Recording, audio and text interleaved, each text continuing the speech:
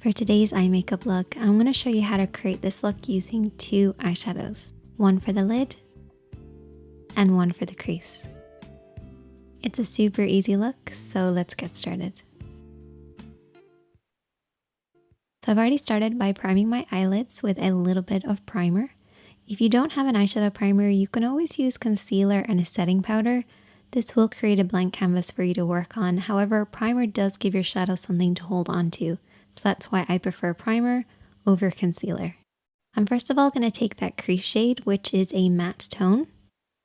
And I'm going to take my blending brush. So you only need two brushes for this look, a blending brush and a flat brush. Starting with the blending brush, we're going to work this over and back into the crease of the eye. So the crease of the eye is where the eye creases into the eye shape. We're going to start on the outer corner and blend this over and back in this area.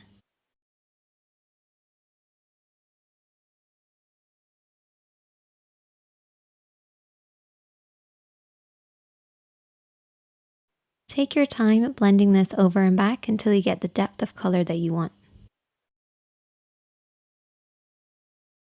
And then I'm going to take my lid shade, and whenever I'm applying anything that has a little bit of shimmer, I use a flat brush to apply it. The reason I use a flat brush is it helps the shadow to glide on, particularly with metallics or anything with shimmer or glitter. It just helps them to really hold on to the lid and glide and create that nice glossy look. You want to very slowly build this up, applying a little bit of shadow at a time until you get the depth of color that you want.